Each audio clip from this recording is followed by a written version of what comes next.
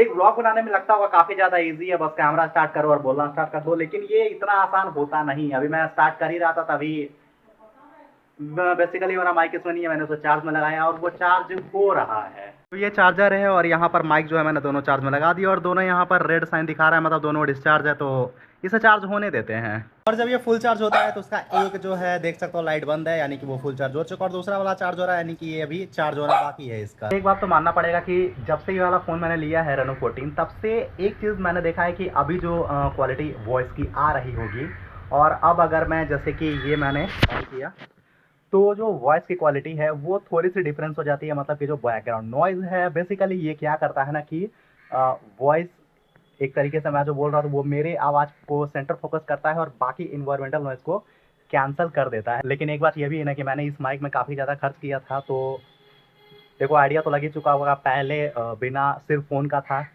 Second मैंने क्या किया कि नॉइज़ रिडक्शन ऑन किया, अब मैं ये माइक ऑन अब ये जो है माइक में अटैच करूँगा इसमें। तो अब पता चल रहा होगा कि माइक का क्वालिटी में अंतर क्या है। देखो मैंने सबसे पहले क्या दिखाया था बिना माइक का, यानी कि मैं फ़ोन का इंटरनल माइक यूज़ कर रहा था जो फ़ोन के इनबिल्ट के साथ आता है, जो सभी के साथ मिलता है।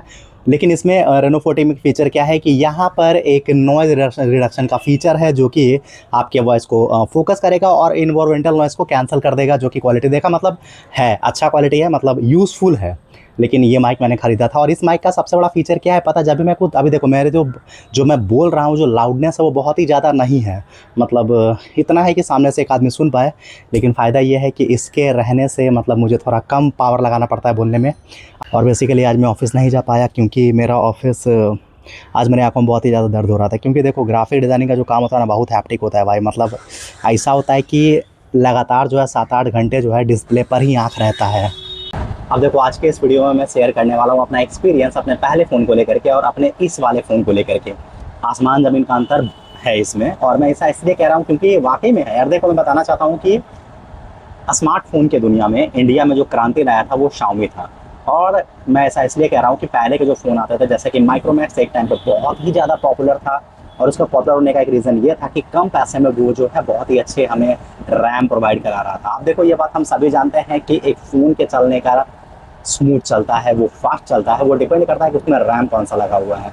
हाँ अभी हम लोग बहुत ही ज़्यादा अवेयर हो चुके हैं, LPDDR4 समझने लगे हैं, 5 समझने लगे हैं, तो हमें UFS 3.1 समझने लगे हैं, तो कहीं ना कहीं हमें पता है कि रैम का क्या है, स्टोरेज टाइप क्या है। तो ये क्लैरिटी हमारे मन में अभी आए, लेकिन आज से मतलब 2012-13 के टाइम पे मैं कुछ ज़्यादा पीछे चला गया। लगभग 2015-16 के टाइम पे उस समय होता ये था 15 हाँ सॉरी हाँ, तो लगभग 2015-16 के टाइम पे मे बी ईयर आगे पीछे हो सकता है, लेकिन 2015-16 के टाइम पर जो है लोग माइक्रोमैक्स के फ़ोन को लेते थे, सैमसंग को लेते थे, लावा का भी फ़ोन चलता था, और उन सारे फ़ोन में दिक्कत ये आती थी कि वो हैंग मारता था, और कहीं ना कहीं मतलब जो लैग फ्री एक्सपीरियंस है वो हमें मिल नहीं पाता था।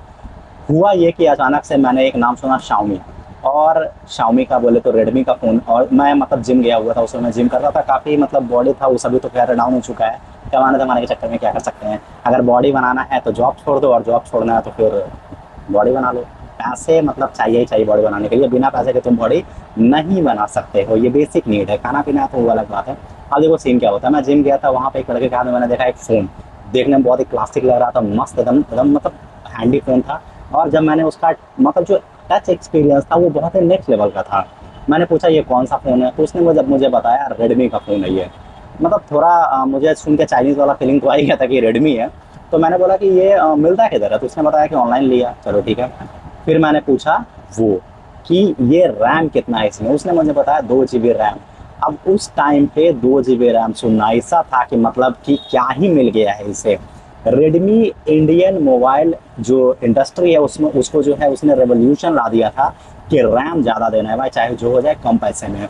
कहानी यहीं से स्टार्ट होता है। मेरा दिमाग जो है रेडमी की तरफ स्विच कर चुका था, मेरे हाथ में एक माइक्रो मैक्स का फ़ोन था विद 1 GB रैम, और सैमसंग का तो यार 500 MB का रैम आता था, और वो मतलब कि 2-3 ऐप अगर खोल लो तो एप्लीकेशन मोबाइल पूरा बंद, यानी कि हैंग कर जाता था। हैंग वाला प्रॉब्लम बहुत ज़्यादा होता था। फिर मैं मतलब लग गया मम्मी को जिद करने में कि मुझे रेडमी का फ़ोन चाहिए, और मैं कहीं ना देखो हमारा बैकग्राउंड उतना स्ट्रांग नहीं है कि हमने जिद किया और हमें तुरंत आईफोन मिल गया, ऐसा कुछ नहीं है। तो मैं इंतज़ार कर रहा था कि कब जो है अच्छा डील मिले। रेडमी का जो नोट सीरीज़ है वो बहुत ही पॉपुलर है इंडिया में, मतलब किसके पास नहीं होगा वो सेट। तो फिर जो है मैंने Redmi Note 4 का पेपर में ऐड देखा और एक मॉल से मैंने उसे लिया। बेसिकली बिग बाजार में वो 11,000 में मिल रहा था। अब 11,000 ऐसे बोल रहा हूँ, मतलब वो आसान नहीं था भाई। आज भी 11,000 रुपये 2025 में कितने लोगों की सैलरी होती होगी मंथली। तो वो फ़ोन लेवाने का मैंने जिद किया और मेरा किस्मत इतना फूटा है कि मेरी एक फ्रेंड ने मुझे बताया कि वो फ़ोन तो ले लियो, लेकिन उसको सर्विस सेंटर में काफ़ी भीड़ रहता था।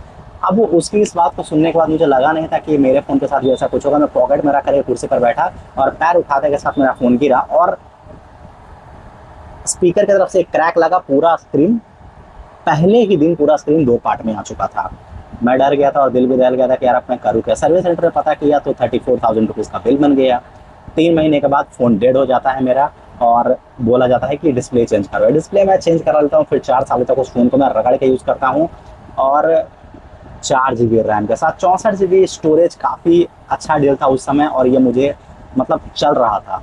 फिर मार्केट जो है चेंज होता है और सीन आता है 6 GB रैम का। देखो 6 GB रैम जो है उस टाइम पे मतलब कि 3-4 साल बाद यानी 2018-19 में 6 GB रैम को लोग ऐसे बोलते थे कि यार 6 GB क्या करेंगे, 4 GB इज इनफ। लेकिन मार्केट चेंज हुआ और सच बताओ तो रेडमी का फ़ोन मैं लेकर के काफ़ी ज़्यादा खुश था, लेकिन दिक्कत मुझे उसमें ये थी कि उसका कैमरा सही नहीं था।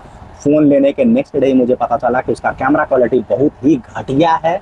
और सच बताओ तो मतलब मैंने सोचा नहीं था कि मेरे 11,000 रुपये ऐसे पानी में चले जाएंगे। देखो फ़ोन लेने का जो है ना, हम लोग बेसिकली देखते क्या है कि सारा फीचर्स अच्छा रहे लेकिन कैमरा क्वालिटी टॉप नॉच रहे। एंट्री होता है मार्केट में ओप्पो और वीवो का और उनका कैमरा क्वालिटी बहुत ही तगड़ा था। लेकिन वो जो कहते हैं ना कि जैसा लोग इंप्रेशन बनाते हैं दिमाग पे भी वही छाता है। ओप्पो वीवो से थोड़ा थोड़ा मैं नफरत भी करता था क्योंकि उसका जो है कैमरा क्वालिटी बेशक बहुत अच्छा था, ओवर प्राइस था वो। क्योंकि ऑनलाइन आपका रेडमी जो है वो ऑनलाइन मार्केट में मिलता था तो वो काफ़ी सस्ता था, लेकिन ओप्पो को महंगा होने का रीज़न ये था क्योंकि रिटेलर्स को उसका फ़ायदा मिलता था। और आज 2025 के मामले में खैर थोड़ी पीछे चलते हैं, कहानी को मैं तेज़ करूँगा। तो वहाँ पे होता यह है कि मैं नोट 4 लेता हूँ। उसके बाद नोट 4 के बाद मैं मन बनाता हूँ कि एक नया फ़ोन लिया जाए। 464 मैंने लिया नोट 10 और कसम से इतना गंदा हैंग उस फ़ोन ने मारा था, इतना हैंग मारा था कि 15,000 का फ़ोन मुझे 60,000 में बेचना पड़ गया था। ठीक है, उस फ़ोन को बेचने के बाद फिर मैं दिमाग लगाया कि मैं लूँ क्या। अब ये ईयर चल रहा था 2022-23 चल रहा था शायद। तो 2023 में मैं सोचा कि मैं करूँ क्या।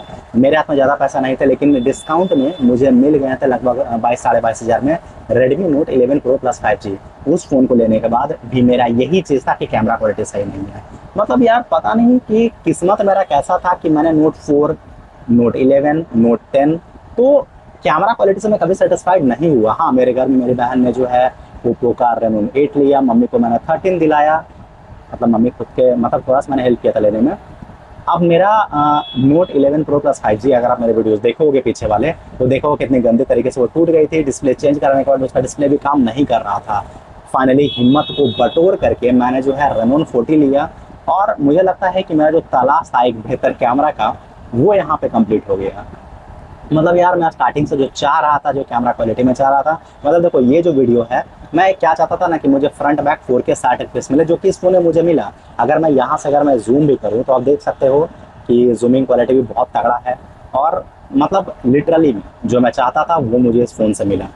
तो एक लंबे अरसे के बाद यानी कि 2015-16 से लेकर के 2025 तक फाइनली मैंने अपनी कमाई से एक फ़ोन लिया। हाँ, मम्मी ने सपोर्ट किया लेने में, लेकिन रेडमी का इतिहास अब शायद लगता है ख़त्म हो चुका है क्योंकि रेडमी जिस मार्केट के लिए जाना जाता था ड्यूरेबल, सस्ता बेसिकली वो सस्ता रहा नहीं। रेडमी का फ़ोन काफ़ी ज़्यादा महंगे आ गया है। उनके सीरीज़ बहुत ही कंफ्यूजिंग हो गए, नोट सीरीज़ का तो मैं क्या ही बताऊँ। लेकिन फाइनली ओप्पो वीवो ने मार्केट अच्छा बनाया है और ये आगे भी अच्छा ही चलेगा। देखो मैं एक और वीडियो लाऊंगा जिसमें कि एक ब्लॉग लाऊंगा जिसमें अपने नोट नोट बोलने का आदत है, जिसमें अपने रेनो 14 का एक कंप्लीट रिव्यू मैं ज़रूर दूंगा। तो मिलते हैं एक और नई वीडियो कैसा लगा तो वीडियो कैसा लगा अपने एक्सपीरियंस मैंने शेयर किया। अगर आपका भी कोई एक्सपीरियंस ऐसा है तो मुझे कमेंट में ज़रूर बताना।